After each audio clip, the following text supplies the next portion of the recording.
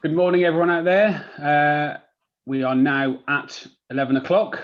So whilst there'll obviously be a few people kind of joining last minute, as everyone does, I will kind of start this morning's webinar introducing myself.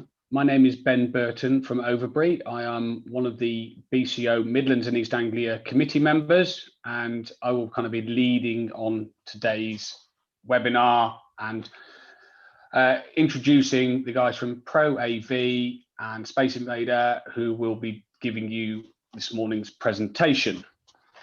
Regarding timings, we will be starting shortly. We will be finishing by midday, so for all those that have got booked a table outside in the pub and it's not hailing or raining as it is here, you can then head off and go and hydrate. Questions and answers. If you do want to ask any questions, please can you use the Q&A function, not the chat function, and then I will try to, in the best manner, try to kind of pose those to whether it goes to proAV or SpaceInvader. Right, introductions. So from proAV, we have Ian and Steve. They are specialists in workplace technology, as the kind of name on the tin, with audio-visual, unified communication, collaboration solutions, and they work for some of the largest UK and global companies. From particularly a kind of Midlands perspective, they are currently working on some high-profile projects for BT, HMRC, DLA Piper, Lounge Underwear, ZF Racing Engineering, just to kind of name drop a few people. So Ian is the regional director from who's based in Birmingham, and Steve is the business development lead for kind of Midlands and North, and also London. So introductions for those guys. And then from SpaceInvader, we have Sarah Dodsworth. Sarah is the creative director who heads up the Leeds studio and been with them over 10 years. Works for many of the kind of top end user occupiers, and particularly from a kind of Midlands and East Anglia perspective, working with certain clients such as AstraZeneca, Warwick Council, again, just to kind of name drop a few. And that's probably about it as far as introductions. So I shall now, hand over to Steve and Ian. Thank you Very much, Ben. Thank you for the intros, and thanks very much for BCO for inviting us to have this opportunity to present our findings in the modern workplace. So Steve will be kicking us off. So over to you, Steve. Thanks. Okay, can we move forward a couple of slides, please? Yeah, one more, please, Brian. Thank you. Okay, so yeah, to kick things off, a bit of an overview of how we see the market. I mean, you might even look at this as our sort of mission statement at the moment. We've seen audio-visual evolve into something where it's converging with IT systems in particular, communication collaboration systems in general. And we like to talk about this as workplace technology, or maybe building technology, depending on who we're speaking to. And it's underpinning and driving decisions on what workspaces are required and how they're used. And we're seeing design, technology and fit out becoming ever more interdependent, which is really why we're here today, and why we're partnering up with SpaceInvader to make this presentation. And we also have, which we'll come on to later, a sort of real life practical case study of how this is working out there in the real world. This was all true pre-COVID, but certainly post-COVID, all these trends have been massively accelerated. And I'm sure much of the audience out there is getting asked questions and having to answer questions on technology that probably weren't there before. Next slide, please. So that's kind of our perspective on things. But what would we say what's the perspective of the organisations that we're dealing with? Well, they want to be able to empower their staff to work effectively, seamlessly, and this is the big post-COVID element of it, increasingly safely wherever they are. They want to be able to present and distribute content to attendees in person and remotely, without the remote attendees becoming the poor relation, as they so often have in the past. And we want to be able to, or the organisations we're dealing with want to be able to drive collaboration in all environments, real world and digital, and across adaptable physical spaces, everything really in flux. We're seeing the technologies themselves changing, or certainly the adoption of them increasing massively. With unified communications platforms, we'll come on to unified communications in a moment, blurring the boundaries between AV, IT and other systems. And we've seen an unprecedented adoption of UC and VC platforms.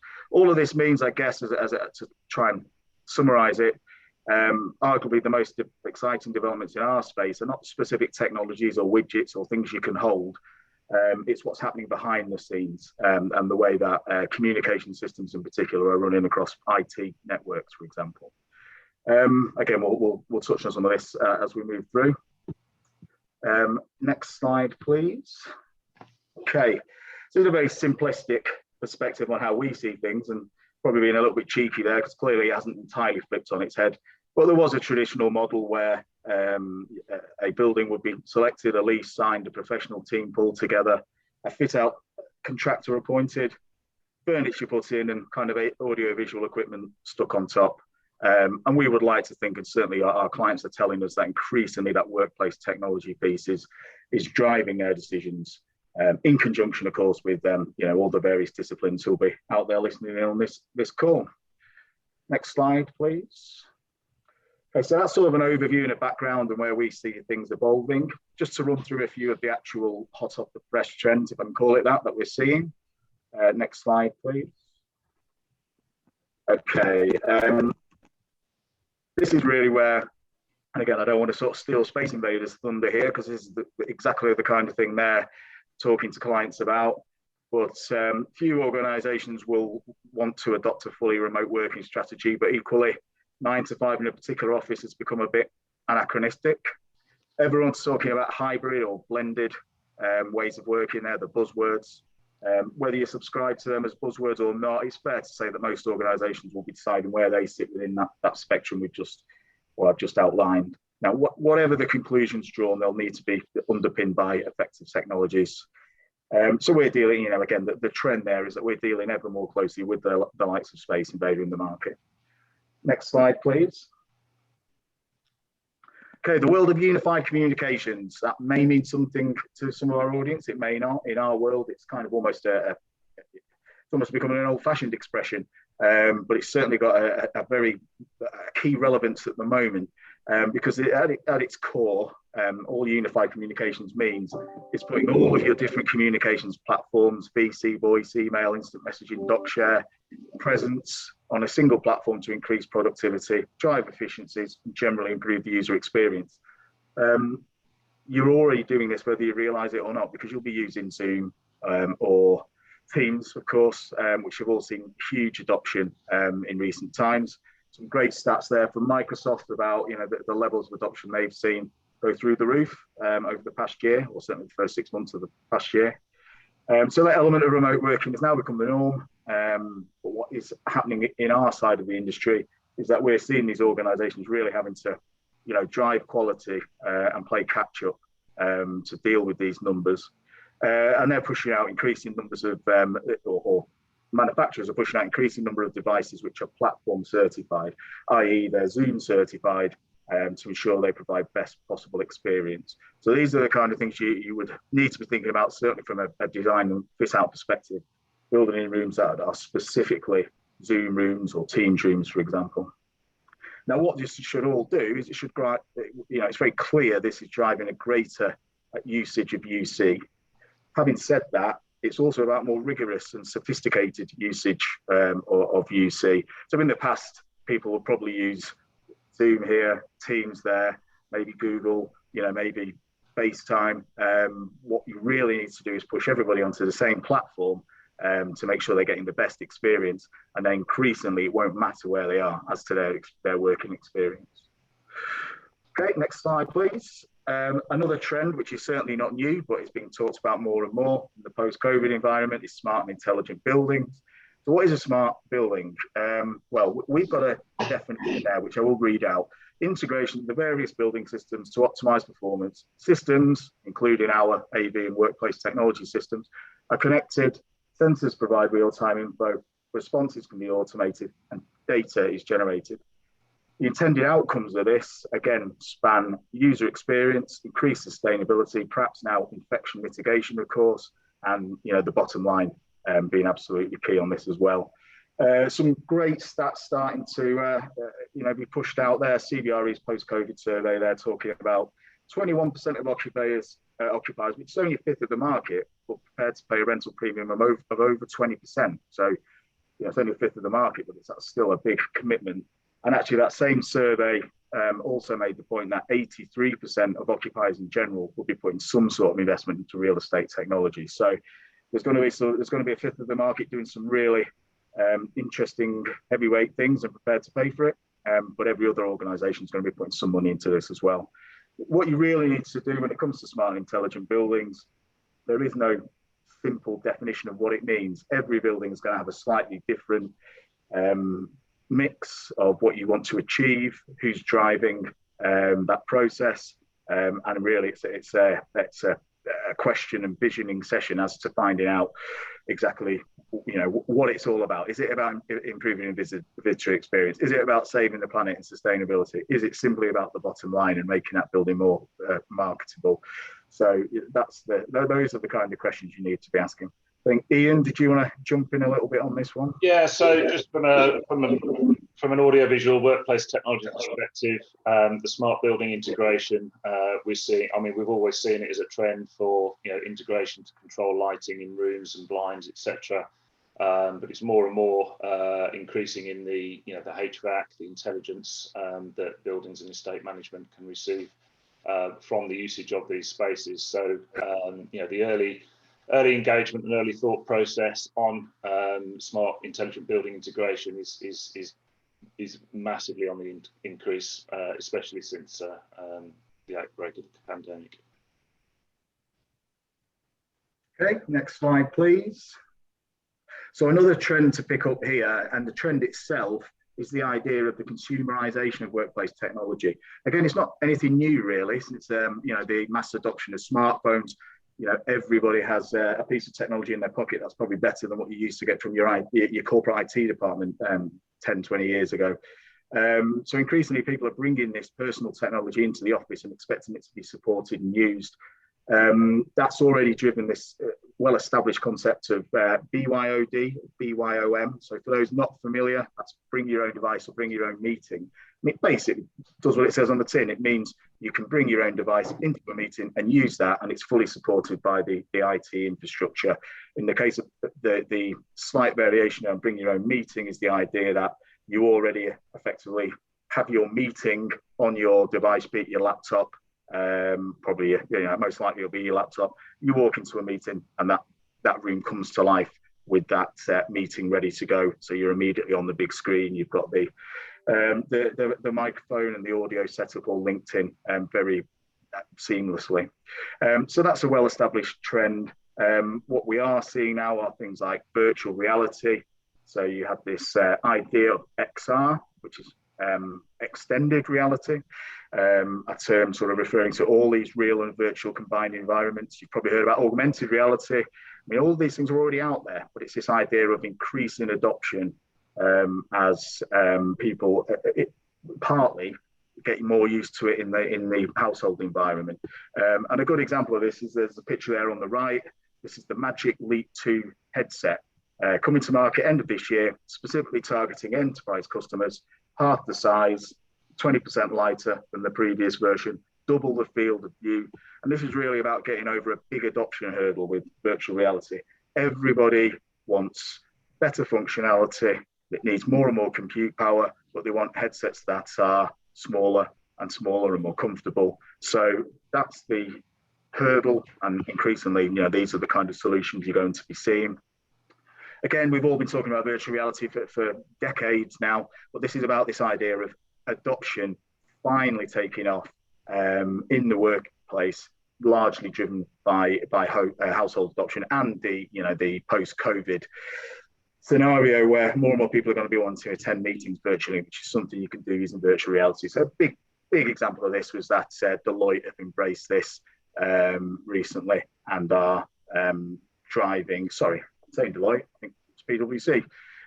But anyway, one of the big four accountancies has basically invested heavily in virtual reality now, so that people can attend meetings virtually through that.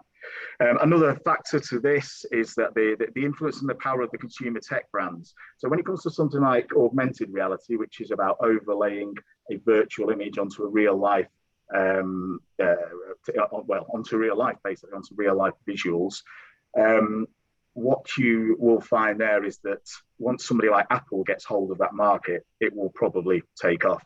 Google tried it with their Google Glass, didn't really work. But yeah, Apple are now bringing their Apple glasses to market within the next year or so. And already we're seeing at the likes of Samsung with desperately pushing products out to try and catch up with that. So you might well be seeing more of that simply because Apple have decided they want a piece of the action. And then you've got your smart assistants, which personally I'm not a big fan of, but a lot of people have them in the home and they do use them for everything. And so, you know, obviously that's the verbal interaction there.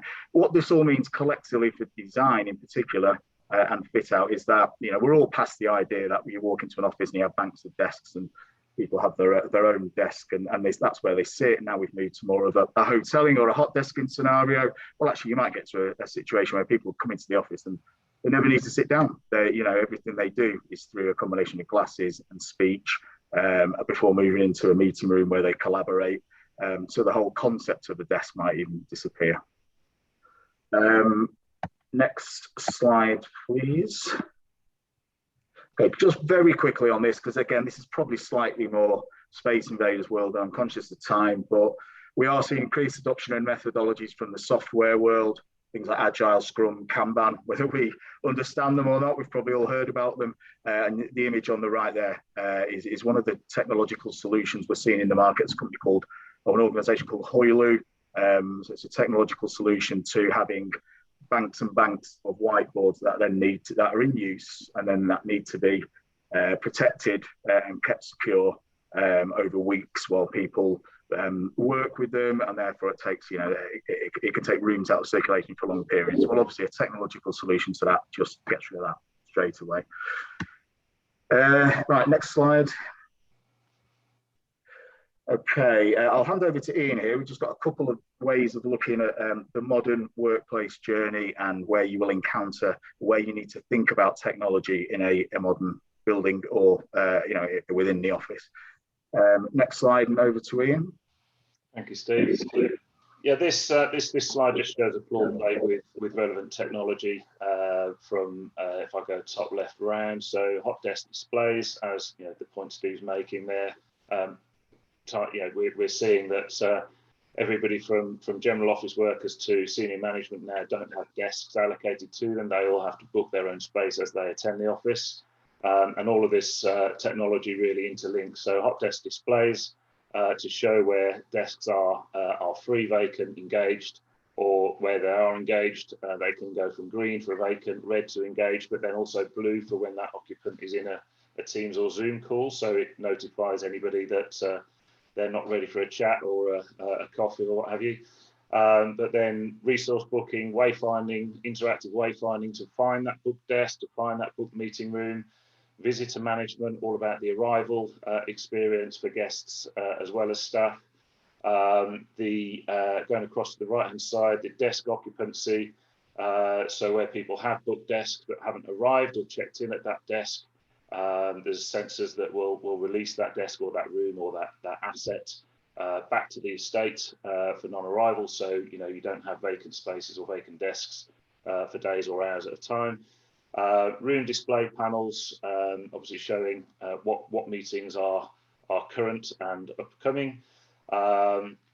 Presentation technology within the room, how to avoid the meeting room tax with finding the right cable to fit your device. So with all the DisplayPort, HDMI, VGA, the old technology, and mini versions of wireless content sharing or wireless presentation is very, very much on the increase now. So from any device, whether it be a laptop, a tablet, a smartphone, you can present your content directly to the large display in the room. Digital signage displays around the workplace for staff, informative displays for staff and guests alike. And similarly with room sensors as per the desk occupancy sensor. So it's the integration of all of these technologies that allows users to book their spaces from a simple app, whether it be via on their mobile device before they arrive at the building, as they arrive at the building. So single touch access, whether they have an RFID that they can access via their device into the building, which checks them in, checks them out, etc. But they can book their spaces and their meeting rooms and their desks and the technology via an app or via their simple Office 365 Outlook Exchange type interfaces. So it's all about how the technologies can combine and integrate to make that user's journey the best experience possible. And obviously the IT interfacing and the building interfacing, furniture integration, for instance, for devices needs to be thought about at the earliest stages of design. That was really just what I wanted to say on that slide, Steve. Okay, should we go on to the next one? Yeah. So on this slide, and really this, it's kind of slicing and dicing a lot of what Ian has said in a different way, but perhaps it puts it, into the minds of our audience who are looking at the, the whole building or a particular office within a building. You do have your arrival phase where you need to be thinking about your pre-arrival building app, your access control, how are people getting in? Is it a whiteboard experience, or actually do you want to just be able to wave yourself through with an RFID or NFC chip? There's still a big piece around reception screens and digital signage. And again, from a COVID perspective, post-COVID perspective, being able to push within the building in terms of the one-way flow. Then you've got the wow factor as well. So, it used to be the preserve of purely the sort of interior design field, and it's still mainly their job. But actually technology can now be part of that mix in terms of creating great first impressions inside and outside the building. Moving through the building, you've got digital signage and wayfinding, which can be adapted to move people around and drive behaviours. Create seamless Wi-Fi connectivity where people should be able to move through the building, make calls, the Wi-Fi calls, get online from anywhere. Finding and booking desks, again, crucial post-COVID, especially if you want to be able to clean desks between people using them and so on. And then frictionless technology, just being able to get through that building with as little physical touch as possible. So that's all about, again, RFID chips, opening doors and so on, even getting into being able to summon lifts without needing to physically interact with it. Once you get into the meeting room, the collaboration side, you've got your seamless switch to presentation. You need to make sure your remote attendees are as well looked after as the people there in person. Integrated audio and display for both quality and aesthetic reasons, but increasingly it's content sharing and it's satisfying regulatory requirements. And there's this concept of AV over IP, which we haven't really focused on, and I won't now, but it is the idea of delivering your AV services over a network infrastructure, basically. Very quickly, if we can go on to the next slide. We've got some really good stats there around where the push towards the trend is within the meeting room space. But to summarise, it's all about huddle rooms and people being able to, or huddle spaces, people being able to just grab a space because they're going to be doing increasing amounts of VC and they'll want some privacy to do that. But those huddle spaces where currently people are just using that bring your own device solution, they're walking in and using what they've got in front of them, you probably want to be thinking about more permanent solutions. Whole raft of organizations we work with who are doing fantastic things in the space in terms of collaboration technologies. I won't go through them one by one, but you'll recognize some of those names and some may be newer to you. And then really just to finish on the idea of, where's all this going, the evolution piece. Ian, do you want to finish off with that one? Yeah. So from the collaboration slide. Next slide. Yeah. So the next slide. Yeah. Sorry. So some of the collaboration partners that we work with, obviously we're established specialists in this space. So there's some household names on there, but also some industry leaders. So immersive wireless presentation technology and conferencing. AMX Control, Logitech cameras, Poly, Barco, ClickShare, a lot of people will be aware of, Crestron Control and Sennheiser for audio, etc. So there's just a handful of manufacturers there, just as a snapshot. If we can just go on to the next slide. So what we're seeing more and more now are technologies coming to market. I mean, some have been established for a while in the higher education, university type space, where webinars and remote training or webcasting technologies are being used. But it's more now aimed at the meeting room space, where we're opening up the meeting space for hybrid meetings. So you can see by the visual there that we have a meeting room with a traditional meeting room with a large format display on the front wall with a camera above it, some speakers, etc. But down the side wall we have a number of displays where remote participants can actually be seen within the meeting room by all meeting room participants, and they can share the whiteboard from their devices at home or via their global office estates. And actually be fully interactive with that room. They can be split into groups, etc. And there's lots of customizable spaces now where audio is obviously very important. So audio coverage from the meeting rooms where everybody can be heard clearly, and obviously meeting room participants can hear those remote coming into the space. So as Steve mentioned at the top of the presentation, really the remote participant is no longer the poor relation in this type of meeting space. We're also seeing a lot of clients now, very recently, looking to convert prominent meeting spaces into webinar and webcasting spaces with the introduction of the green screen or chroma key screens, where we can actually do live streaming, live streaming and simultaneous recording webinars like this type of event. And also obviously increasingly where there are occupation within the meeting spaces, the town hall type spaces are becoming more and more key in our design space. So that's really it. Just to have an eye on that. Obviously we've got some clear good examples of this type of technology. So if anybody has any requests for further information, then by all means put that in the Q&A or contact us directly, and we can give you some live examples. That's great, guys. Just mindful of time. Yeah. So, well, perfect timing on your slide. Over to SpaceInvader. Thank you, everyone. Thank you very much. Setting the scene. So over to Sarah, and yeah, unfortunately I failed to introduce Jonathan, so Sarah is going to do that now. Over to you, Sarah. Hi, good morning, everybody. So we're just going to now take this opportunity to talk through one of our current projects. It's a London Cat B scheme that myself, on behalf of SpaceInvader, and Jonathan Cunningham, on behalf of proAV, have been working on collectively since January. And I think the significance of this particular project today really is just to give some insight into a real life example around some of these themes and changing of gear around the way that workplace design and technology are becoming so interdependent, as Steve and Ian have just touched on there. So yes, if I can just introduce my colleague, Jonathan Cunningham, who will be joining us on some of these slides in a few moments' time. So the project today we're going to talk through, unfortunately, we're not at liberty to be able to tell you quite who the client is, just because it's a heavily guarded project with NDAs and the like.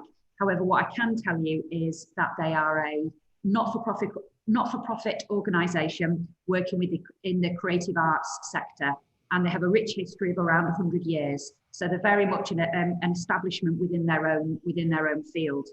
So if we just click on to the next slide, what I'll do is I'll just give a little bit of context, set the scene, and give a little bit of an overview of the brief that we have developed in conjunction with the client. And then Jonathan can run through a little bit more around some of the technical solutions that have been developed for the scheme. So this is a client, as we see it, as an organisation very much leading the way. And this is a project that has been born of the last 12 months, as we all appreciate, has seen, you know, a phenomenal amount of change and rethinking around what the office and the workplace mean. So I would suggest, without knowing the inner detail, that this was a real estate strategy that was already on the cards, let's say, pre-March last year, but that, you know, all the changes since COVID have really moved this forward at a pace. So in a nutshell, this is a client operating currently out of 2 existing offices within central London, within probably a mile or so of the very central city. There's an existing office of 21,000 north of the river and 29,000, another office south of the river. And the whole premise of the catalyst for this project is around their relocation strategy of those 2 existing spaces into one central hub location. And when I say central, it literally is a building that looks straight over the city and the River Thames there. So it's an absolutely amazing space. The hub concept to bring all employees, members, and the community under this one central roof is formed of 2 phases. So we're currently working on phase 1, and that's what we can talk you through in a little bit of detail today, which comprises 10,000 square feet initially, and then phase 2 will kick in as a project sort of Q3 this year, and that will then give the client another 18,000 square feet. So in simplistic terms, as you can see from the figures at the bottom there, they're going from an existing footprint of 50,000 down to 28,000 square feet within the hub, which is actually representative of circa 56% of their existing footprint, their existing real estate footprint. So next slide, please. This is really a distilled version of the multifaceted brief that we've developed with the client. But just to give the audience here a bit of a snapshot under 4 really important headings as to what the absolute prerequisites were for working on this project. This is all about a together space. So it's a bringing together of their team, currently served, as I say, over 2 different, very distinct different offices with different cultures, bringing together under one roof within the new hub.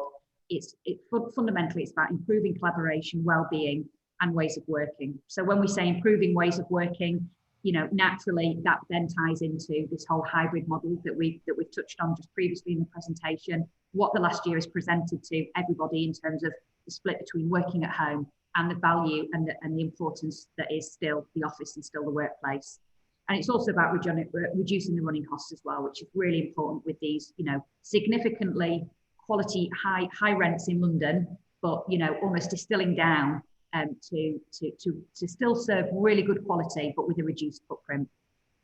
So the new ways of working piece again picks up on this notion of hybrid blended working. So it is downsizing the office, and it's drawing inspiration from the technology giants as to what we are able to achieve within that workplace, within that physical workplace. So you'll see in a moment when we talk you through the plans, it is far from rows and rows of desks. It's really focusing on those really valuable spaces for collaboration with the technology integration.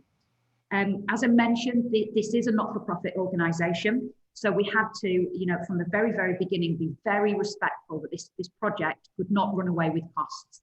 And I think that's a really good example, actually, to illustrate today that whilst we're very much drawing inspiration from the tech giants, this is not a big corporate with money to burn. We've been very, very mindful throughout that this is about members' income, and that each decision we made as a design team needed to really respond to that.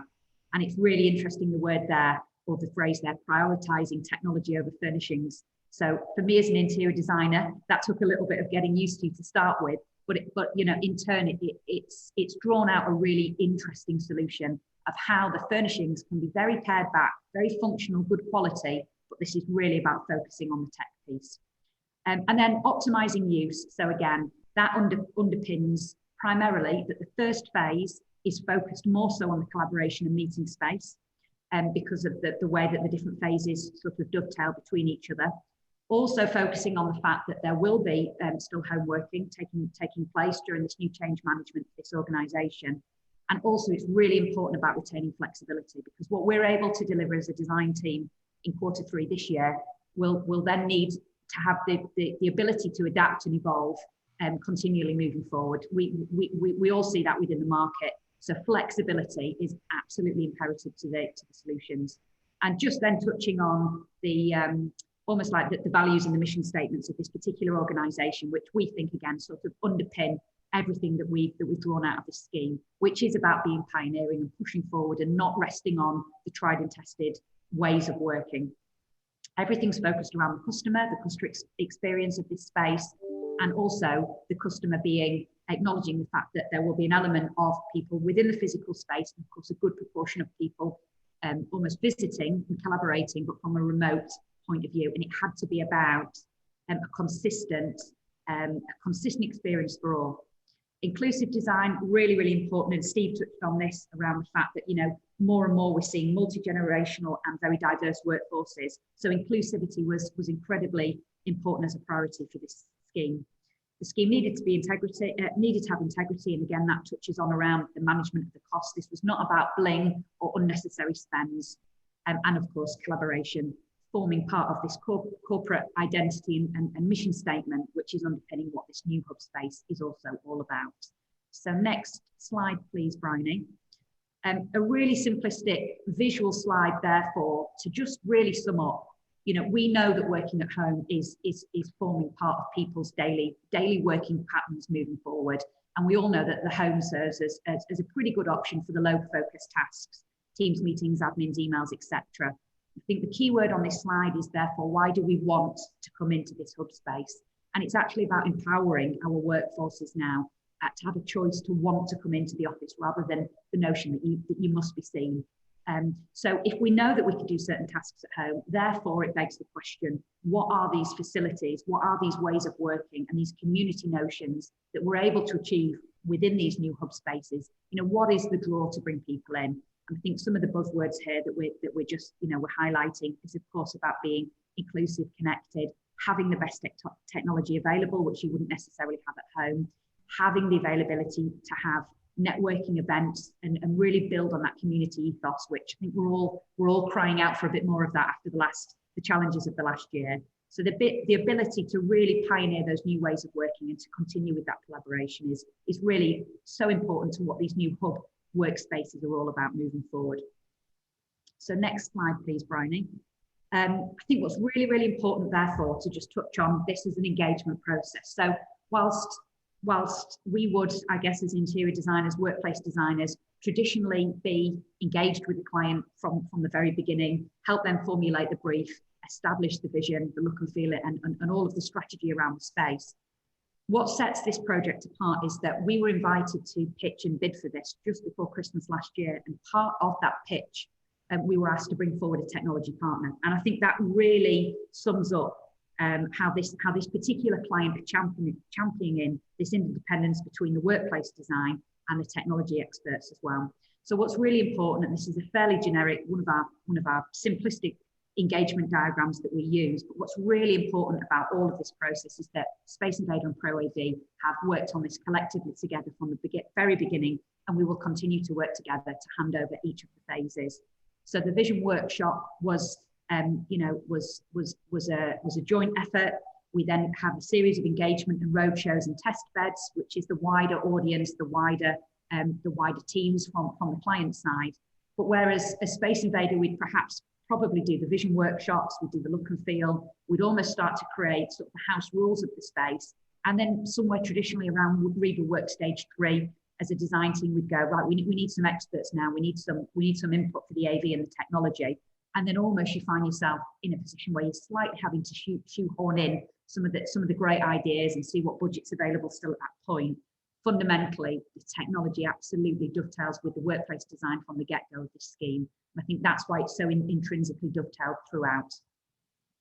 So I'll give a quick run through of the layouts and how they've developed and why they've developed on the next slide.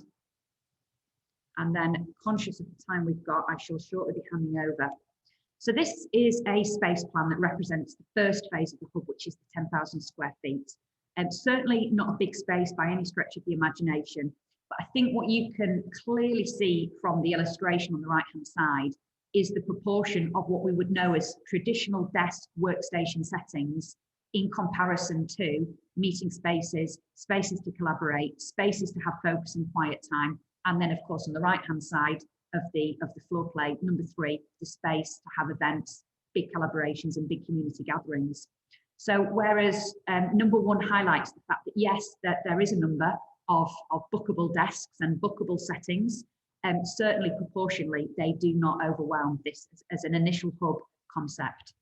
There's a real myriad then, numbers 2, numbers 3, around flexible meeting opportunities, flexible spaces, and the key thing or what differentiates this is this just isn't just a furniture solution or spaces that look great.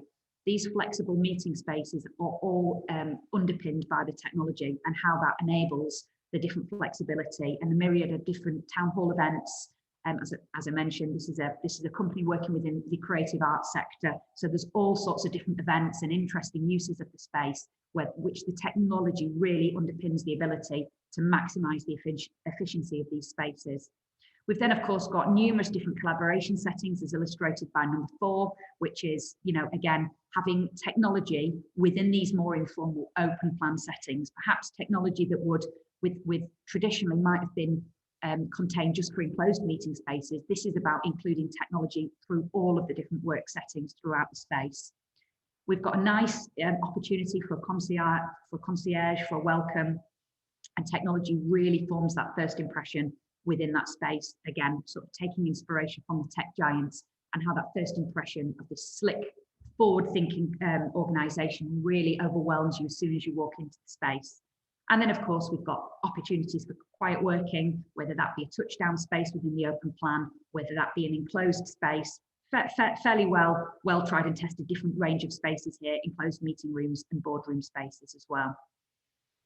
So the key challenge, I believe, and I think Jonathan will touch on this in a little moment, is around creating that unified experience between these meeting spaces for occupants within the space, and of course those who would be remote dialing in. And then the final slide from me, just over Leaf, just gives you in another sort of simplistic diagrammatic form the split between the more traditional touchdown desks, the collaboration event spaces, and then the range of quiet rooms, meeting rooms, and this multi-use boardroom, which has to function in many different ways from a technology point of view. And I think on that point, I'll hand you over to Jonathan to just run through, therefore, high level, some of the technology solutions that we've developed to dovetail with the interior design ideas. Yeah, hi, thanks very much, Sarah. So just to sort of jump straight in, I think that what I would preface this about is I'm not going to sort of dwell on too much of the individual technologies in each space too much, but more about how we arrived at some of those technologies.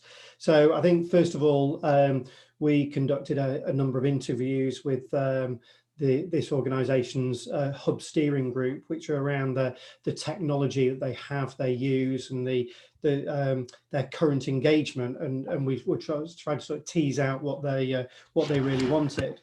And the things that came out of that was the technology needed to be familiar. It needed to be something that somebody could easily use and easily integrate with. Not only that, it actually needed to be useful. No point in having technology for technology's sake, because people and aren't going to engage effectively with that. And also really the consistency of solutions throughout the spaces. So in looking at all of this, we've come up with solutions which are adaptable, they're scalable.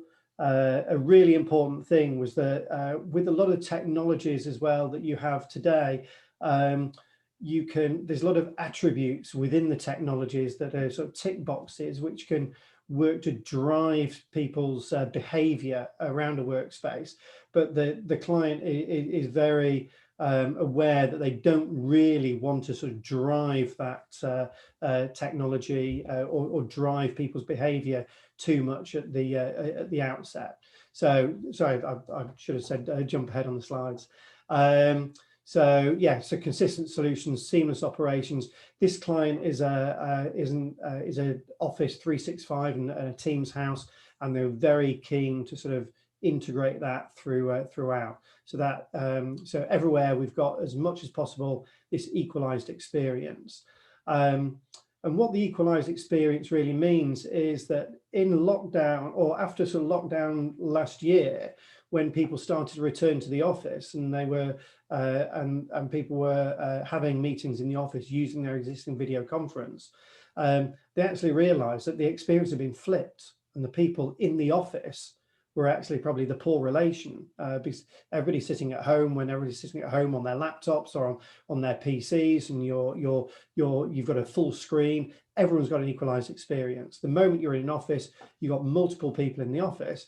Well, those multiple people in that meeting room can't necessarily see who's on the call, because if it's a Teams or a Zoom, or you're sharing a presentation, you know, all the windows are minimized to the bottom, and you don't necessarily know who's talking because there's no sort of indication within a meeting room. So it's very much flipped on its head, and we try to work with them to come up with those further solutions.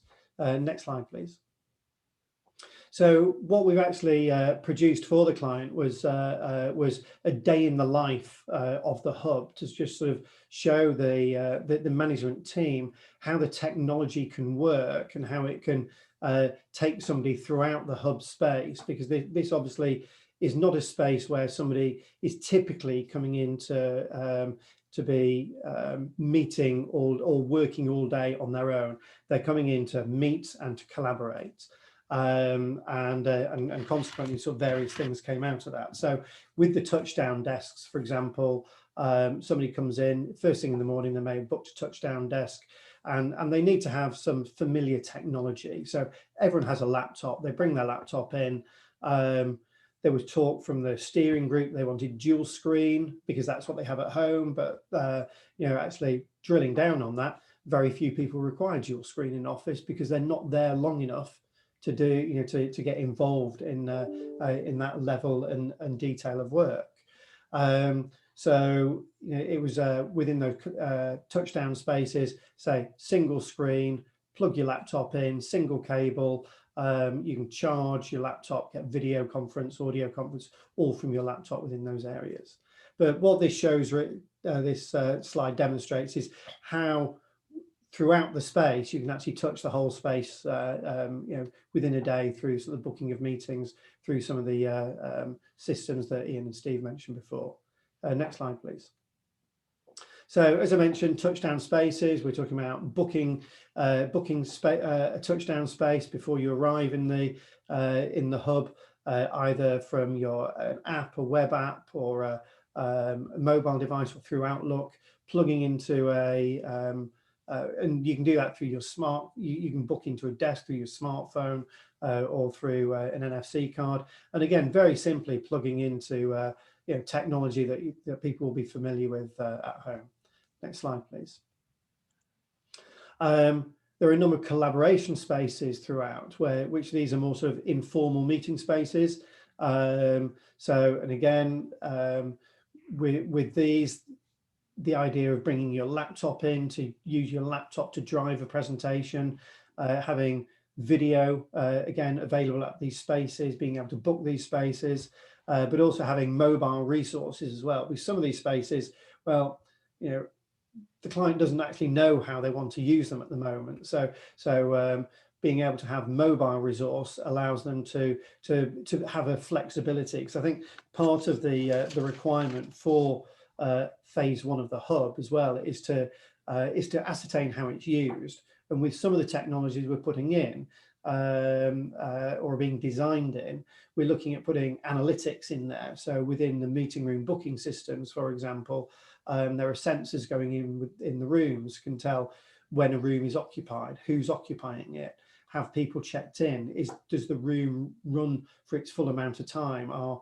certain rooms used more than others. So you know, so we can get a really good understanding. So when they roll out phase two, they can say, well, actually a 5-person pod doesn't really work very well. Let's have the 4- and 6-person meeting rooms are in high demand. So we can scale accordingly. So next slide, please. Quiet one-to-one spaces. We've put these spaces in, but minimal sort of technology within these, because what they don't want these quiet rooms to do is become meeting rooms where people are sort of conducting full-blown meetings, or at the same point, they don't want them to be used as people's personal offices during the day as well. So again, minimal technology within these. So a screen and a docking station. There's no keyboard and mouse in there. There's no webcam. There's no, you know, so they don't want to make it too comfortable for people to adopt this as a, you know, a quiet space as their personal workspace for the entire day. Next slide, please. Within a lot of the meeting spaces, we've got a number of these. We've got sort of 5-person pods and 6-person meeting rooms. When I was talking about equalizing the experience earlier, the decision has been made to have dual screen throughout the dual screen presentation facilities throughout every single meeting space. So that dual screen, when you're using video conferencing, for example, you've got one screen that can show the far end participants, and one screen that can show the content, maybe the near end, or the content that's actually being presented. And that way it gives everybody a greater overview of who's involved in the meeting and some of the technologies. And one of the things that that we've talked through with the client about wireless presentations of technologies, and one of the management decisions that's come out of this is because you actually don't know who's going to be in the office on a daily basis, particularly within the hub, and things might change last minute, so somebody can't attend the meeting. But every single meeting in this organisation, whether it be a one meeting, whether it be a 10-person meeting, every single meeting is going to come as standard as a Teams meeting. So if somebody can't make the meeting because there's, in central London, an issue with the trains, a personal issue or what have you, there's already the infrastructure there set up to be able to make that a Teams meeting. And that, I think, is a really, really important decision for this, because there's no last minute decision about rushing out and having to fire off a Teams meeting to somebody. It's already there. It's already, it's part of the original meeting information that's being sent out. Next slide, please. And then 10-person meeting rooms. This is a 30-person meeting room, which can be sort of subdivided. And we've looked at the various technologies that we can put within those to, again, make this again, the dual screen capability. Because this is a flexible space, slightly different. We've got video, we've got microphones and speakers within the ceiling, because we can't have anything on the desks within there because they're fully removable. Next slide, please. And again, 30-person boardroom. We've struggled with this in some ways because some of the, I think the limitations with the actual space that we've got and the ceiling heights. So if we can just jump onto the next slide as well. We've got a traditional 30-person table, and we've had to sort of define the right screen sizes. They want that sort of same dual screen capability. But it's trying to give a consistent look and feel, and as much technology as is needed, but not making it too overkill, because obviously the difficulty is within these spaces, it is still that user experience. It is making it's that easy to use and useful element. So which we still need to define systems which are easy to use, but sort of quite technically advanced. So we've got a number of configurations depending on how these rooms might be used. And again, we've really integrated with SpaceInvader on this about the ceiling construction and how how the technologies might fit into the construction of the build. So that's come really from the ground up, so involving the SpaceInvader and the M&E consultants and the ceiling and the ceiling providers and that type of thing. So everything's really sort of carefully coordinated. Next screen, please. So the flexible event space is being used in a multitude of ways. It can be subdivided off for smaller events, or we've got screens in there which are used for collaboration. Within these environments, we've got certain sort of restrictions again to the ceiling height and the construction of the ceiling, and also client requirements. They want to have sit-down meetings, so sit-down town hall events of up to 100 people. They want to have standing events where people might just sort of come in and stand around the existing furniture. But that causes issues with sort of screen heights, and depending on if someone's sat around a table using a screen for collaboration, but if they want to use it for digital signage. So again, we're looking at solutions where screens can be raised up, so they can be raised up from a seated position up to a height that's viewable when people are standing around. And a number of other technologies in there as well. We've been looking at the options between projection and large format displays and more displays, and something that Steve mentioned earlier about AV over IP, so delivering a lot of the AV signals from this space to other meeting spaces as overflows, but again using these spaces as all hands areas, or and integrating it with Teams as well, so Teams can still be used as a platform to deliver. Jonathan, I'm just going to interject because I'm kind of mindful of time. Yeah, You'll all be glad to know that there aren't that many questions, so that means you've been very comprehensive about what you've portrayed. There are a few questions from our very own Danny Palmer, the chair of the Midlands and East Anglia BCO committee. He's asked a question about, which I think they've been answered as we've gone on, about hybrid meetings and the people in the office and those at home, and it's that kind of, how does that work? And you've kind of talked about huddle spaces, quiet rooms, interactive spaces. He's asked a question around how do you manage, well, basically everybody thinking, oh, I'm desperate to get back to the office, and everybody turning up. But then those people still go, well, actually, I need to work remotely today. So I think they've all been covered off, really. There is a question from Sanjahal, who asks about the basically about kind of privacy of data and where we're kind of going, about the kind of barrier of technology, about individual person's data and then the corporate data, and just, I suppose, more one for proAV on that kind of, you know, if people are bringing in their own kit, how does it integrate, and how are there any kind of those kind of barriers? If you can have just a very quick response to that, please. I mean, just from my point of view, I've been sat here just reading through the question that was posed.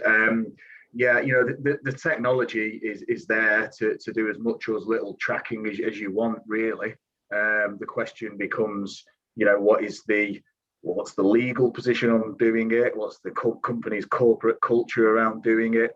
You know, it's not a new thing. I remember 15 years ago, there was a big fuss when I was in the world of London AV consultancy, and everyone was very excited or horrified that RBS were putting, you know, RFID cards in a lot of their staff's pockets so that they could create heat maps of how they were using the office. But the key thing there that RBS always said was, everyone has opted into this. Great. I mean, of course, you can argue about how much coercion there is to opt in, can't you? So, yeah, the technology's there to do it. I hate to say it, but it's probably, you know, above our heads to make them decisions. It's really with the companies, and then some sort of legal framework as well. Okay, the proAV guys want to add to that at all?